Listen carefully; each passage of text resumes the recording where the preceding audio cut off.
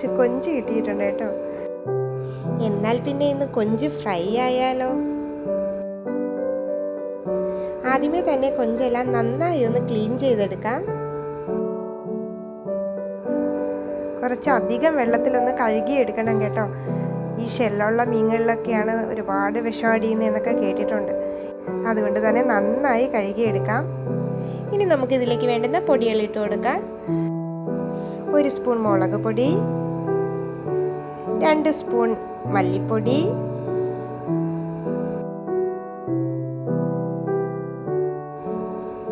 കുറച്ച് മഞ്ഞൾപ്പൊടി,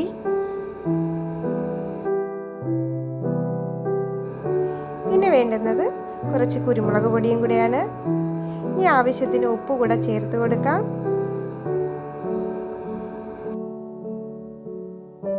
ഇനി നമുക്കിത് നന്നായി ഒന്ന് മിക്സ് ചെയ്തെടുക്കണം. അതിനുശേഷം ഒരു അരമണിക്കൂർ നേരം നമുക്കിതൊന്ന് സെറ്റ് ആവാനായിട്ട് വെക്കാം. പാൻ ചൂടായി വരുമ്പോൾ കുറച്ച് വെളിച്ചെണ്ണ ഒഴിച്ചു കൊടുക്കാം. ഞാനിത് മുക്കി പൊരിക്കുന്നില്ല, കുറച്ച് ഷാലോ ഫ്രൈ ചെയ്തെടുക്കുന്നതേ ഉള്ളൂ. ചെറിയ തീയിൽ, വളരെ ഏറ്റവും കുറച്ച് നിങ്ങൾക്ക് വെക്കാൻ പറ്റും അത്രയും കുറച്ച് തീയിൽ നമുക്ക് ഷാലോ ഫ്രൈ ചെയ്തെടുത്താൽ മതി. നല്ല ടേസ്റ്റായിട്ട് കിട്ടും. നമ്മുടെ കൊഞ്ചെല്ലാം ഒന്ന് നിരത്തി വെക്കണം. എന്നിട്ട് ചെറിയ തീയിൽ നമുക്കിതൊന്ന് അടച്ചു വെച്ച് വേവിക്കണം. ഇപ്പോൾ ഒരു സൈഡ് ഒന്ന് മൂത്ത് വന്നിട്ടുണ്ട്. നമുക്ക് എല്ലാ മീനും ഒന്ന് തിരിച്ചിട്ട് കൊടുക്കണം.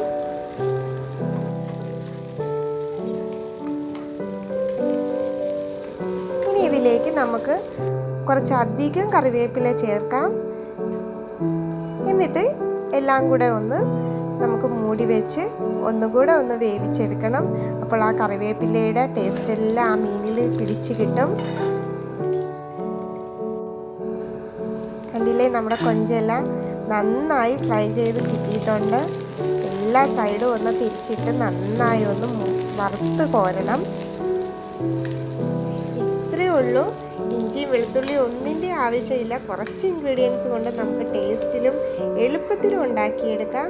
എല്ലാവരും ഒന്ന് ട്രൈ ചെയ്ത് നോക്കണം കേട്ടോ. നല്ല ടേസ്റ്റാണ്. ഇത് നമ്മൾ ചൂടോട് കൂടി കഴിക്കുന്നതാണ് കൂടുതൽ ടേസ്റ്റ് കേട്ടോ. അതുകൊണ്ട് ഊണ് കാലമാകുമ്പോഴേക്കും ഇതൊന്ന് തയ്യാറാക്കിയാൽ മതി. അപ്പോൾ ഇത്രയേ ഉള്ളൂ. ഇനി മറ്റൊരു വീഡിയോയുമായി വീണ്ടും കാണാം. Thank you.